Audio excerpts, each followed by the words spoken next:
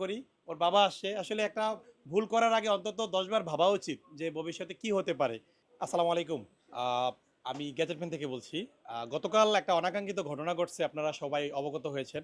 Gadgetman থেকে আপনারা প্রায় 1.5 মিলিয়ন ভিউ হইছে ভিডিওটা দেখেছেন। আমার সামনে যেই ছেলেটাকে দেখতে পাচ্ছেন। তো ওকে নিয়েই মূলত এই ঘটনাটা ঘটছে। তো ও আসলে ওর বয়স কত? আমি ওর সাথে কথা বললাম। ও হচ্ছে কিছুক্ষণ আগে ওর বাবা ও আমার কাছে আসছে। তো আসার পর ওরে দেখে যা মনে হইলো আসলে ওর বয়স ওর বাবার কাছ থেকে শুনলাম ১৫ থেকে ১৬ বছর। মানে এখনো অ্যাডাল্ট হয় নাই। ১৮ বছরের প্রাপ্তবয়স্ক পুরুষ হয় নাই। তো পড়াশোনা মাদ্রাসায় করে, মাশাআল্লাহ কোরআনে হাফেজ।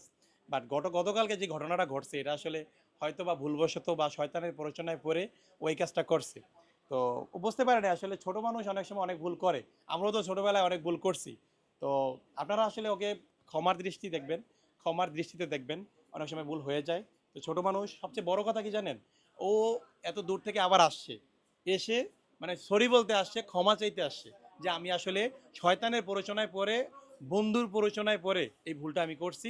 সেইজন্য ক্ষমা চাইতে আসে। তো এই মহৎ কাজটা আসলে খুবই ভালো লাগছে এবং আমরা ওকে ক্ষমা করে দিছি। যা হইছে সবাই ভুলে যান। কেউ নেগেটিভ চিন্তাধারায় নিয়েন না। আসলে ছোট মানুষ ক্ষমার সুন্দর দৃষ্টিতে দেখাই ভালো। শয়তানের প্ররোচনায় পড়ে অনেকে অনেক কিছুই করে। তো সবকিছু ভুলে যেয়ে আমরা সবাই ওকে ক্ষমা করে দিচ্ছি। ঠিক আছে? ওরও একটা ভবিষ্যৎ আছে। ও সুন্দর মতো লেখাপড়া করে মানুষের মতো মানুষ হোক। আমরাও এটা চাই। আর একটা ভিডিও দিয়েছিলাম।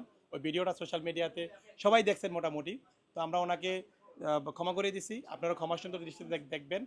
আর ওর সুন্দর উজ্জ্বল ভবিষ্যৎ কামনা করি। ওর বাবা আসছে। আসলে একটা ভুল করার আগে অন্তত ১০ বার ভাবা উচিত যে ভবিষ্যতে কি হতে পারে। ঠিক আছে? তো হয়তোবা বয়স কম, বুঝতে পারে নাই বা বন্ধু-বান্ধব অনেক সময় বিভিন্ন ধরনের প্রলোভন দেখায়। তো সবকিছু মিলিয়ে ওর ভুল স্বীকার করতে পারছে, এটাই হচ্ছে মূল বিষয়। তো আমরা হচ্ছে সবকিছু মিলিয়ে স্যাটিসফাইড। আমরা তো আমাদের ফোনটা বুঝে পাইছিলাম। তো সবকিছু মিলিয়ে আমরা ওকে ক্ষমা করে দিছি। দেশবাসী আপনারা ওকে ক্ষমা সুন্দর দৃষ্টিতে দেখবেন। সবাই ভালো থাকবেন, সুস্থ থাকবেন। আসসালামু আলাইকুম।